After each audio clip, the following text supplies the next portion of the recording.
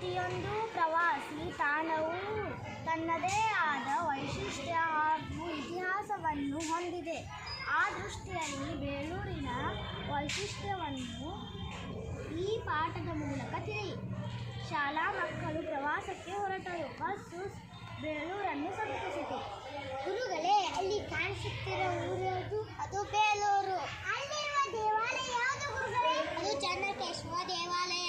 ಏನಾದರೂ ಆ ದೇವಾಲಯ ಎಷ್ಟು ದೊಡ್ಡದಾಗಿದೆ, ಪೂರ್ವಕಲ್ಲಿನಿಂದಲೇ ಮಾಡಿದ್ದಾರೆ. ಹೌದು ಶಂಕರ್, ನೀನು ಹೇಳಿದ್ದು ಸರಿ. ಇಲ್ಲಿನ ಶಿಲ್ಪಕಲೆಯು ನೋಡಲು ತುಂಬಾ ಮೋಹಕವಾಗಿವೆ. ಬನ್ನಿ ಹತ್ತಿರ ಹೋಗಿ ಅವುಗಳ ಬಗ್ಗೆ ತಿಳಿಯೋಣ. ಆಗಲಿ ಗುರುಗಳೇ. ಇಲ್ಲಿ ನೋಡಿ ಮಕ್ಕಳೇ, 4 ಅಡಿ ಎತ್ತರದ ನಕ್ಷತ್ರಾಕಾರದ ಜಗಲಿ ಮೇಲೆ ಈ ದೇವಾಲಯವು ನಿರ್ಮಾಣವಾಗಿದೆ. ಈ ದೇವಾಲಯವು ಸುತ್ತಲಿನ ಮೂಲೆ ಮೂಲೆಗಳಲ್ಲಿ ತೊಲೆಗಳಿಗೆ ಅಂಟಿಕೊಂಡಿರುವಂತಹ ಮದನಿಕಾ ವಿಗ್ರಹಗಳು ತಮ್ಮ ಅಪೂರ್ವ ಸೌಂದರ್ಯದಿಂದ ನಯನ ಮನೋಹರವಾಗಿವೆ. ಇವು ಆಗಿನ ಕಾಲದ ಶಿಲ್ಪಗಳ ಕಲಾ ಚಾತುರ್ಯಕ್ಕೆ ನಿದರ್ಶನವಾಗಿವೆ. ಮಕ್ಕಳೇ ಬನ್ನಿ, ದೇವಾಲಯದ ಹೊರಗಡೆ ಇರುವ ಸುತ್ತಲೂ ಇರುವ ಚಿತ್ರ ಪಟ್ಟಿಕೆಗಳನ್ನು ಹಾಗೂ ಕೆತ್ತನೆಗಳನ್ನು ನೋಡುವ. ಅವು ಹಲವು ಪೌರಾಣಿಕ ಘಟನೆಗಳನ್ನು ಹೇಳುತ್ತವೆ. ಅಲ್ಲಿ ನೋಡಿ, ಆ ಶಿಲ್ಪದಲ್ಲಿ ಒಬ್ಬ ಹುಲಿಯ ಬಾಯಿಗೆ ತಟ್ಟುತ್ತಾನೆ.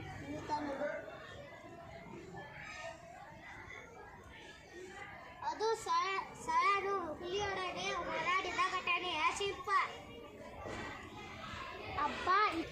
ಅಬ್ಬಾ, ಇದು ನಿಜವಾಗಿಯೂ ನಡೆದಿದ್ದೆ ಮೇಡಮ್.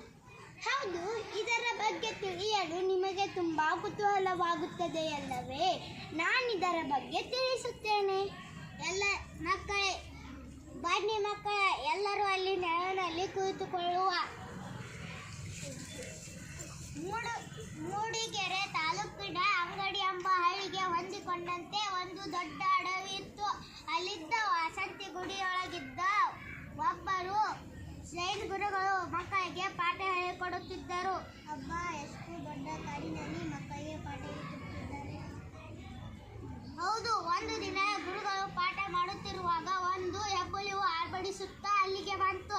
ಗುಡಿಯೊಳಗಿದ್ದ ಶಿಷ್ಯರೆಲ್ಲರೂ ಹೌಹಾರಿದರು, ಅದರಿ ಹೊರಗೋಡಿದರು. ಮತ್ತೆ ಗುರುಗಳೇ?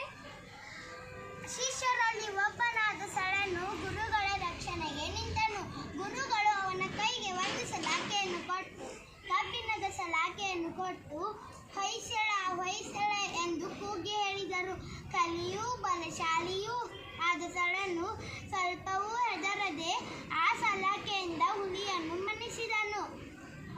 ಅನಂತರ ಆ ಸಲಾಕೆಯಿಂದ ಹುಲಿಯ ಬಾಯಿಗೆ ತೂರಿಸಿ ಅದನ್ನು ಕೊಂದು ಹಾಕಿದನು. ಅಬ್ಬಾ, ಸಳನು ಎಷ್ಟು ಧೈರ್ಯಶಾಲಿ ಅಲ್ಲವೇ ಟೀಚರ್?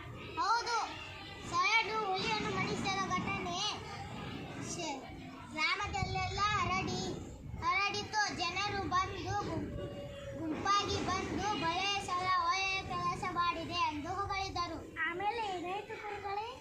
ಆಗ ಗುರುಗಳು, ಈ ವೀರನನ್ನು ನೀವು ನಿಮ್ಮ ದೊರೆಯನ್ನಾಗಿ ಮಾಡಿಕೊಳ್ಳಿ, ಇವನು ನಿಮ್ಮೆಲ್ಲರನ್ನು ಕಾಪಾಡುವನು ಎಂದನು.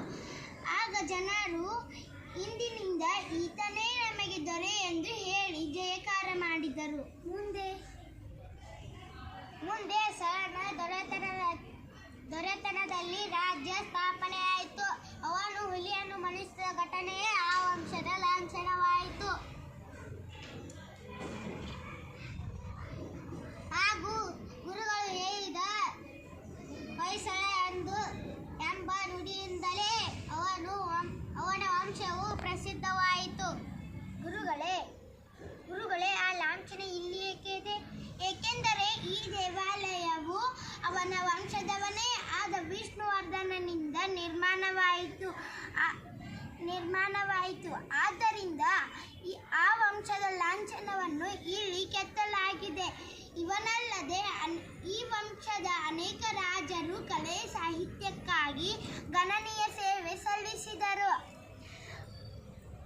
ಹಲವು ಸುಂದರ ದೇವಾಲಯಗಳು ನಿರ್ಮಾಣಕ್ಕೆ ಕಾರಣರಾದರು. ಇವರಿಂದ ನಿರ್ಮಾಣಗೊಂಡ ಬೇಲೂರು, ಹಳೇಬೀಡು ಹಾಗೂ ಸೋಮನಾಥಪುರ ದೇವಾಲಯಗಳು ಪ್ರಸಿದ್ಧವಾದವು. ಬನ್ನಿ ಮಕ್ಕಳೇ, ದೇವಾಲಯದ ಒಳಗಡೆ ಹೋಗೋಣ. ಇದರ ಬಗ್ಗೆ ಮತ್ತಷ್ಟು ವಿಚಾರಗಳನ್ನು ತಿಳಿಯೋಣ.